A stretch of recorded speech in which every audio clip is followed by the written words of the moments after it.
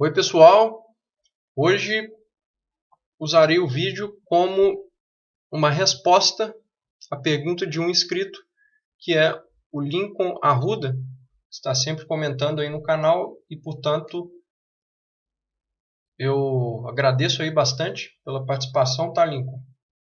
Valeu mesmo aí pelas observações, comentários, sugestões e por apoiar o canal. E vou então ler a sua pergunta e tentar responder na medida do possível. É uma pergunta que já de antemão digo que é bem complexa, digamos assim, no sentido de que eu poderia, ficar falando muito tempo aqui disso, que é basicamente algo em torno da palavra progresso. Então, como ela tem muitos sentidos e muitas correntes que a abordam de diferentes formas, é um assunto quase que infinito aí, em certa medida, certo? Então, aqui eu vou fazer apenas um resumo de alguns pontos, porque eu achei bem interessante essa questão, e como eu abordei de fato a palavra progresso em outro vídeo, posso aqui então fazer uma expansão desse sentido, um desdobramento disso também. Então eu vou ler aqui, eu coloquei na tela aí para vocês, copiei a pergunta dele, colei dentro do Word, e vou lê-la. Ele escreveu o seguinte: quando você cita progresso no vídeo, me veio à mente como há uma confusão linguística quanto a isso odiernamente. Para muitos, progresso e evolução são sinônimos, mas não são. Você pode progredir para algo ruim, mas evolução pressupõe uma melhora do estado atual de algo. Dada a noção de progresso histórico que temos hoje, acredito que valeria um vídeo particular no que tange essa questão. Progresso rumo ao quê? Ou progresso rumo ao quê? E aí ele termina então falando como de praxe ou de praxe. Ótimo vídeo, Thiago. Sempre por aqui acompanhando o canal. Então é isso. Obrigado aí pelo final aí do seu texto, Lincoln. Então eu vou começar ali já da primeira parte ali, tá, pessoal? Da exposição dele e chegar naquele último trecho que é talvez o mais importante, né? Mas então ele diz: para muito progresso e evolução são sinônimos, mas não são. De fato, há este erro aí geral, de às vezes pressupor as duas coisas como consonantes. E como ele próprio diz, você pode progredir para algo ruim, né? Mas a evolução pressupõe uma melhora do estado atual de algo. Mas, assim, eu concordo contigo, né? Mas em parte também, se a gente pensar bem, a evolução, por mais que nesse sentido que você falou, realmente não seria possível, sem a melhora.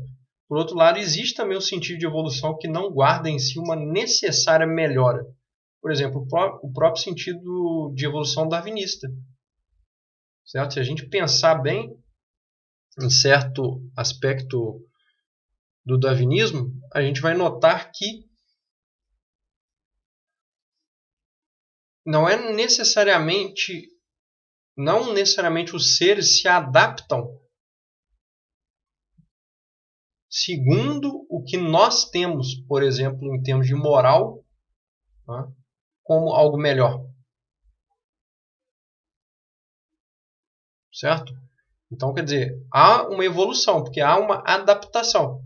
Por exemplo, a adaptação dos que tinham determinadas características e em função também das questões do ambiente, eles se adaptaram melhor e, portanto, seus genes foram passados à frente. Vamos ter algum tipo em mente, certo? Para exemplificar isso. Cada um tem aí na sua mente um tipo, tá? Que eu estou expondo de modo geral. Mas se por um lado, então, houve, esta adaptação e, portanto, no sentido darwinista, houve esta evolução, não necessariamente a gente pode dizer que é uma melhora em todos os sentidos. Certo? Por exemplo, o Nietzsche, quando vai criticar o darwinismo, ele propõe que deve haver uma crítica do sentido de evolução de maneira que não tenhamos sempre por melhora exatamente essa questão da evolução. Porque para ele, muitas vezes, quem se adapta melhor e quem passa à frente, os genes ou quem se adaptou mesmo no sentido darwiniano e tal, são os piores. Ou seja, o homem, enquanto animal de rebanho, foi aquele que foi passado à frente. Enquanto que ele foi passar para frente, portanto, se proliferou, ele aniquilou os mais fortes. E daí o triunfo do animal de rebanho na filosofia nietzschiana. Ou seja, nesse sentido, a gente não pode falar que houve uma melhora. Os piores foram passados para frente. Ou seja, os instintos mais... até mesmo, podemos dizer, embora o Nietzsche não use esse termo, né, mais coletivistas. Por exemplo, se hoje a gente tem um problema grande aí na sociedade, que é justamente esse problema de quase que instintos, né, coletivistas que acabam aí atrapalhando muito a questão de um desenvolvimento político no sentido, por exemplo, de uma liberdade maior, certo? A gente pode atribuir isso em parte a justamente esta questão de que o homem, enquanto animal de rebanho, e que quer se juntar em bando e ficar impondo coisas, certo? Muitas vezes aos indivíduos que querem uma distinção do bando, isso a gente pode ver como um lado também negativo. Certo? Claro que em outras perspectivas, um coletivista, por exemplo, um estatista, ele pode achar que isso é o bom, né? Mas também, de outra visão, a gente pode achar que não necessariamente esta evolução desses instintos, nesse sentido, ela necessariamente vai acarretar coisas benéficas, né? Porque quando a gente pensa no benéfico, a gente tem que pensar sempre sobre quem. E muitas vezes nessas questões a gente tira o eu, certo? Então, a impessoalidade do conhecimento, que em parte é inclusive apoiada por muitos filósofos, né, ela tem um quê de negativo que nos incapacita de avaliar muitas coisas. Por quê? Porque quando a gente tira os eus das avaliações, a gente pode cair em coisas muito desastrosas, justamente em função desta impessoalidade que, em parte, é requerida aí nas questões, né, do conhecimento e etc. Por quê? Porque incapacita-nos de fazer a seguinte pergunta. Tá, é melhor para quem? Porque quando a gente se pergunta isso, as questões, desde as questões científicas até as morais, filosóficas e em diante, elas têm um esclarecimento muito maior. Certo? Porque é sempre preciso perguntar isso. É melhor. Tá, mas para quem? Porque o melhor já pressupõe valores. Só que os valores já pressupõem o indivíduo avaliador. Não existe um valor objetivo. Tal como, por exemplo, Marx queria atribuir às coisas, certo? Para ele queria uma precificação objetiva das coisas. Porque as coisas, segundo ele, ou segundo parte, pelo menos, aí da sua tentativa econômico-filosófica de interpretar o mundo, ele queria ver um valor objetivo, né, nos produtos. Só que, como a gente sabe, não existe esse valor. O valor está no indivíduo. Ou seja, as coisas em si não têm valor nenhum. Nós atribuímos valor a essas coisas e por isso esses valores mudam o tempo todo. E por isso qualquer economia que se queira um pouco mais livre, ela vai lidar justamente com as oscilações.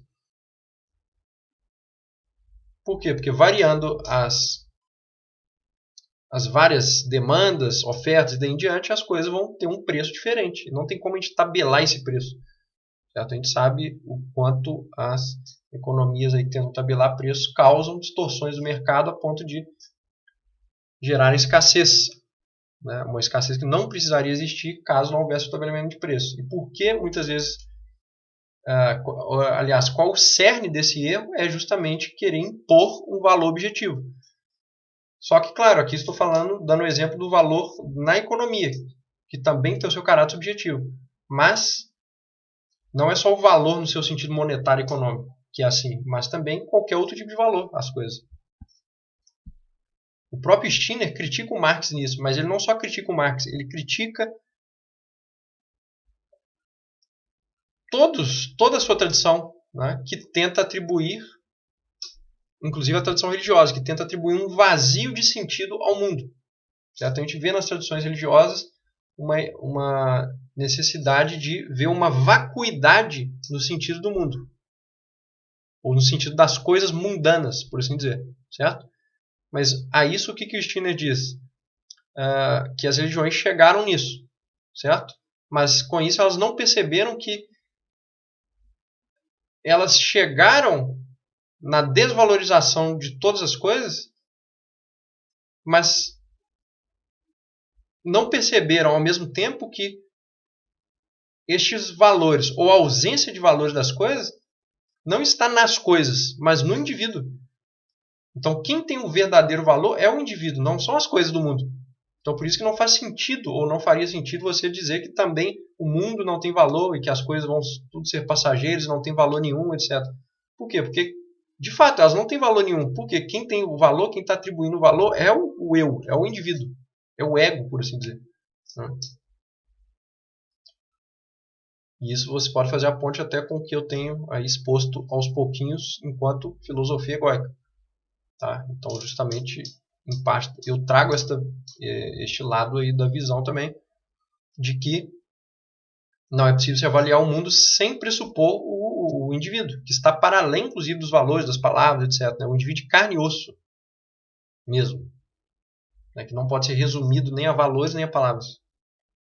Este indivíduo, ele, ultrapassando tudo isso, ele vai criar os próprios valores, ele vai dar os valores às coisas. Tá? E o que isso tem a ver, então, com toda essa questão aí colocada pelo Lincoln, da evolução, etc. Né? Claro que eu fui aqui um pouco mais longe que todo esse assunto, mas para trazer para vocês de novo para o darwinismo e notar isso, que, então, esta avaliação, né, ela depende dos sujeitos. E ela não... O nível de impessoalidade que a gente pode chegar nisso, ele tem um limite. Certo? Porque tem também a pessoalidade dos avaliadores. E é por isso que essa questão de o que é evolução, o que é progresso, ela é tão difícil de ser colocada de um modo objetivo. E talvez nisso esteja toda a sua problemática. E isso desde a evolução no sentido darwiniano até todos os outros. Ou seja, de que quando a gente tira o indivíduo valorador, digamos assim, o indivíduo que cria os valores, ou que impõe os valores, ou que mesmo que imite valores, né, ele está impondo os valores às coisas. Seja esse valor criado por ele ou pego, né, de outros. Tá? Em ambos os casos, você ganha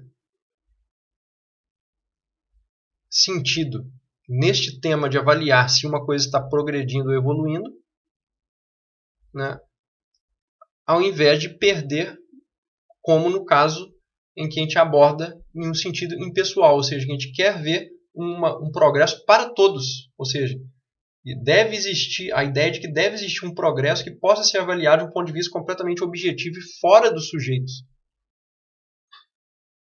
mas que no fundo não pode. E daí toda a complexificação dessa temática.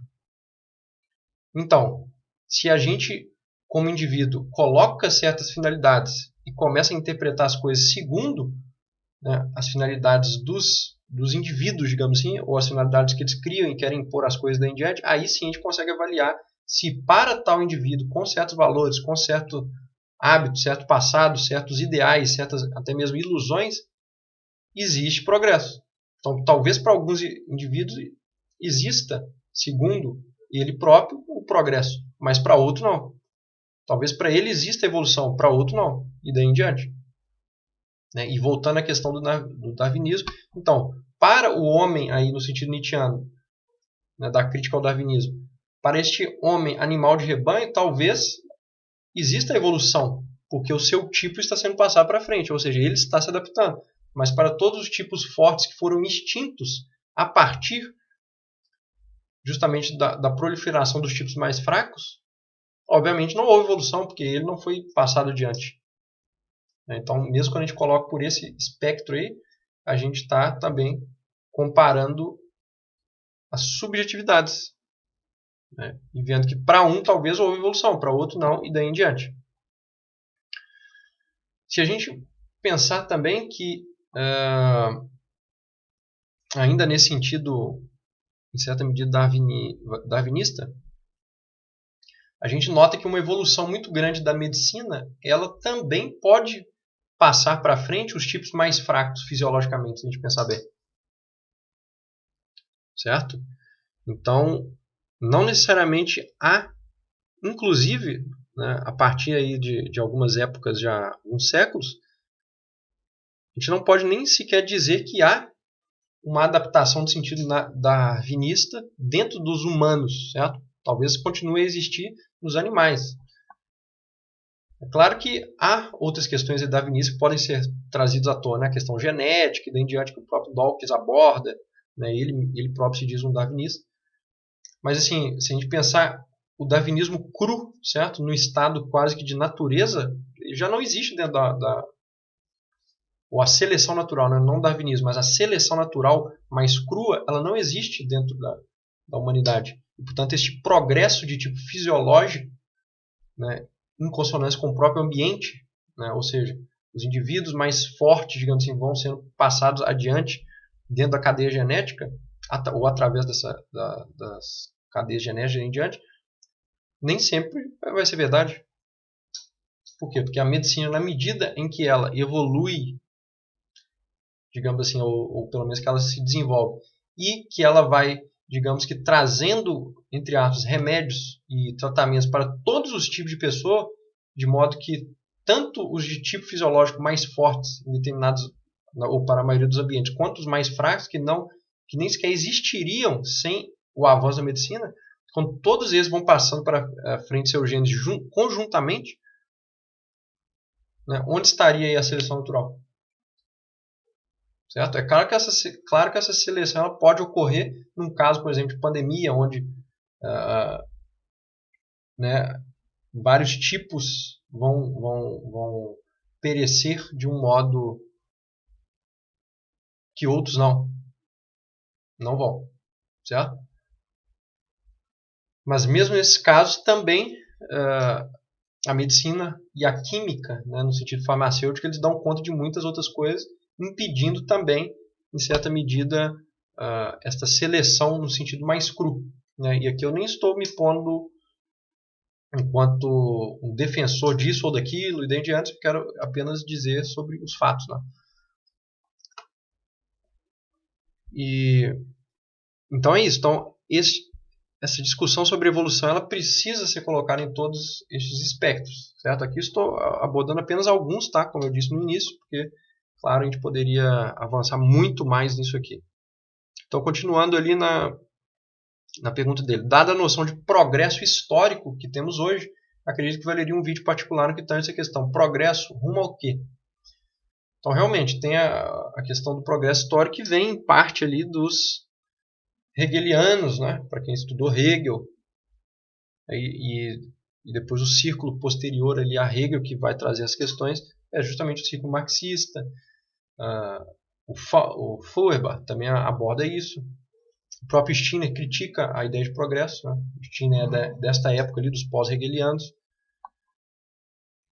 Enfim, então o progresso histórico é sim um sentido que foi um conceito, né, que foi passado à frente e que veio inclusive a influenciar aí essas novas questões políticas que têm a ver com o progressismo. O próprio progressismo ele vem disso, né? Vem dessa ideia de um progresso histórico contínuo e daí em diante. Mas eu acredito que aqui no canal eu já tenho criticado suficientemente em outros vídeos passados aí que eu abordo a questão da política, essa questão de um suposto progressismo, né? De um suposto progresso, nesse sentido político, né? A gente sabe que, obviamente, atualmente não há um progresso nesse sentido, né? Que querem os progressistas. Mas, mais uma vez, né?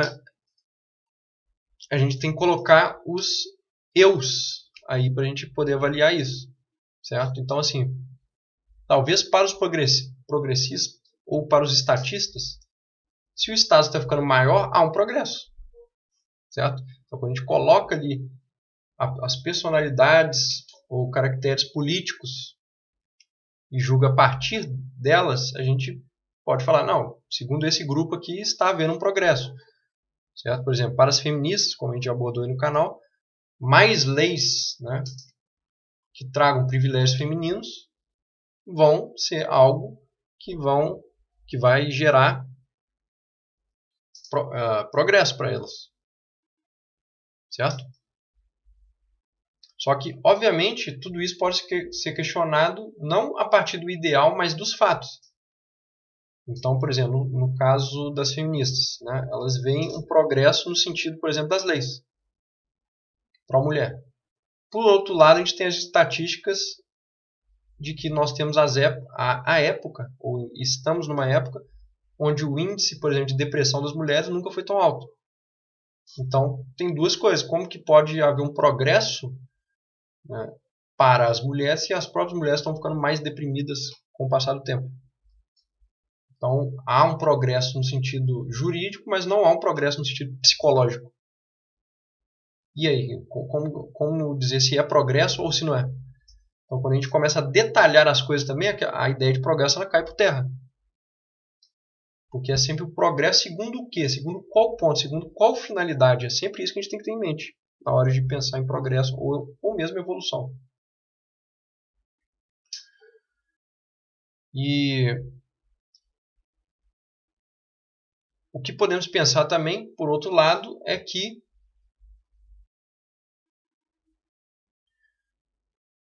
quando a gente pensa em termos de valor, ou valores, por exemplo, liberdade, né, igualdade, daí em diante, também há este tipo de tendência a avaliações se está havendo um progresso nisso ou não. Como a gente vê em termos de liberdades individuais, está havendo um decréscimo, né, em muitos aspectos. Claro que há fontes novas aí onde se pode ter alguma liberdade maior, daí em diante, onde a gente pode prever isso, mas em grande parte, aí, inclusive com as questões principalmente da pandemia, essas liberdades todos vão convir que decresceram em certa medida. Ou seja, não necessariamente está havendo um progresso no sentido de mais liberdade.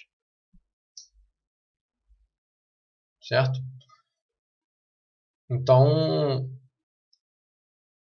essa pergunta dele é muito importante, né, do Lincoln, ou seja, progresso, mas rumo ao quê? Então, eu apenas elenquei alguns pontos aqui, né, tanto essa questão do feminismo, quanto a questão agora da liberdade, daí em diante, para a gente poder avaliar, ainda que superficialmente, né, e pensar rumo ao quê? Mas acredito que a gente tem que pegar cada uma dessas coisas e avaliar elas separadamente, tá, pessoal? Porque aqui eu posso, então, tentar ficar avaliando vários valores ou várias questões, vários, né, inclusive, hábitos, características, né? E ver se está acontecendo aí um determinado progresso dentro delas. Mas aí, se vocês quiserem, né, colocar aí nos comentários alguma coisa mais específica, né, eu posso aí também responder nesse sentido, para não ficar tão geral, né, porque eu estou trabalhando aqui no sentido mais geral, porque a própria pergunta dele é mais geral, né, ele não especificou nada. Mas enfim, acredito que tenha aí abordado um pouco, né, pelo menos, não sei se foi nesse sentido exatamente que o Lincoln queria, mas então, Lincoln, se você quiser aí que eu, né, faça algum outro ponto mais específico dentro dessa questão, pode deixar aí, quem sabe mais para frente eu faça um ponto mais específico dentro disso, né, porque quando a gente pensa em progresso e evolução, esses dois conceitos são tão amplos que é difícil da gente, né, especificar ou resumir muito a partir de algo específico. Mas, enfim, pelo menos aí consegui discutir um pouquinho essa diferença de progresso, evolução, as consonâncias e dissonâncias e colocar aí que eu acho que a questão mais importante então, para a gente tratar disso é essa questão da pessoalidade e impessoalidade. Ou seja, sempre quando a gente tentar colocar um viés impessoal, essas questões de progresso e evolução elas se tornam muito mais difíceis e às vezes até mais ilusórias de serem abordadas. Né? Já quando a gente coloca a pessoalidade, ou seja, um indivíduo ali dentro, né, o eu, por assim dizer, aí vai se tornar um pouco mais claro, porque é progresso e evolução no sentido de quem? Né? Para quem? Certo? Então, ao invés de... Eu perguntaria o seguinte, ao invés de fazer a última pergunta ali, da maneira que você fez, Lincoln, ou seja, progresso rumo ao quê? Eu perguntaria progresso de acordo com quem? Então as coisas, acredito que nesse sentido, se esclareçam mais. Né? Então sempre quando a gente pensa em progresso, em evolução, é para quem? Né? Ou segundo qual pessoa, ou quais tipos de pessoa, pelo menos, quais grupos, né? E aí as coisas conseguem ser um pouco mais esclarecidas. Porque o que é progresso para uns não é para outros, o que pode ser evolução para uns não é para outros, e daí em diante. Tá ok, pessoal? Então, obrigado e até o próximo vídeo. Grande abraço a todos.